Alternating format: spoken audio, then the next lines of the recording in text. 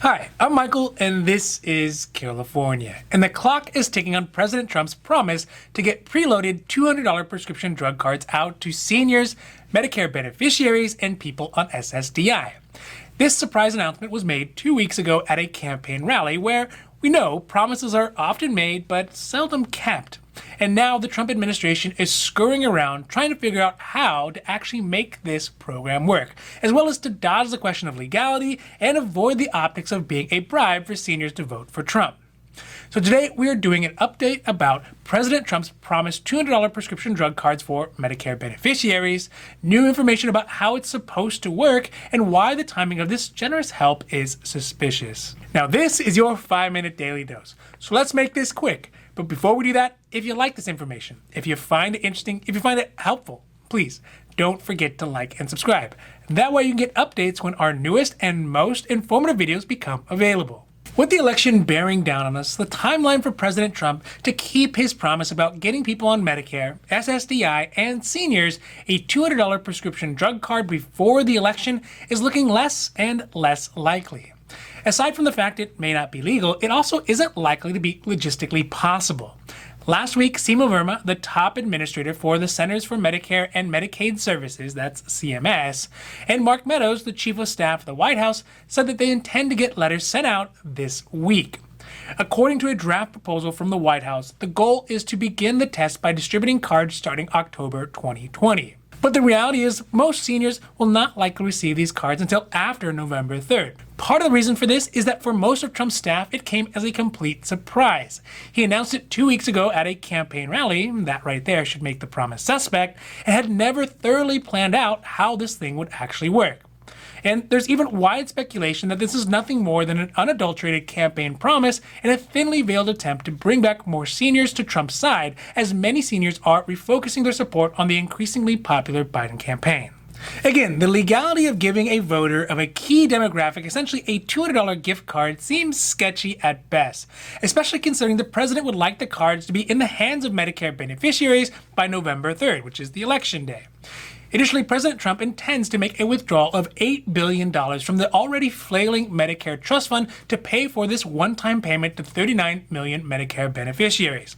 Even without the withdrawal, the Medicare Trust Fund is currently at $194 billion and is projected to be depleted by 2026.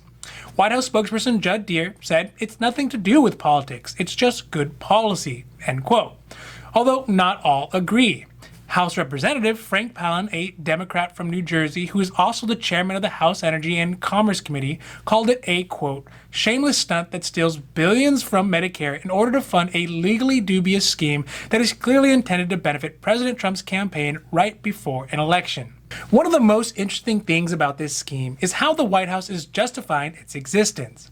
The president is using an obscure authority referred to as Section 402 authority, which is a section in the Social Security laws called Incentives for Economy while Maintaining or Improving Quality in the Provisions of Health Services. Under this authority, it gives the ability of the Secretary of Health, that would be Seema Verma, to provide money either directly or through grants to public or private agencies to develop and engage in experiments and demonstration projects to determine if the payment will result in more economical provisions and more effective utilizations of services, end quote. So basically, what the Trump administration is trying to do is they want to see if they can give $200 prescription discount cards to Medicare beneficiaries and if it will encourage them to take their medications more regularly and lower their out-of-pocket costs. This, of course, would be great if it was done on a Tuesday in October 2019, but given the proximity to the election and Trump's no-holds-barred attitude towards this election and really everything else, this seems more like a political ploy and a manipulation of the Social Security laws rather than a genuine attempt to help American seniors. In the short run, if these cards actually make it into the hands of seniors and other folks on Medicare, it will be a big help. We at Carelifornia, we help hundreds of people every year who are struggling with their expenses of their medications and their Medicare costs.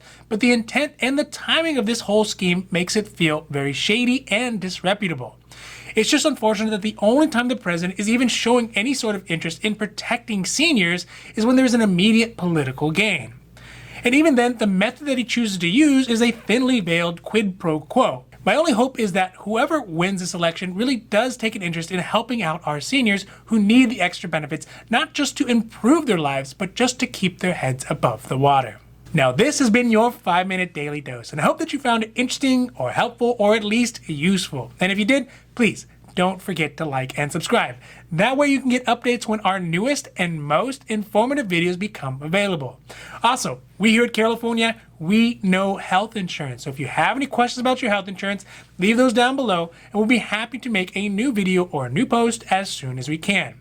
Now, other than that, I'm Michael and this is Carelifornia, wishing you a happy, healthy day.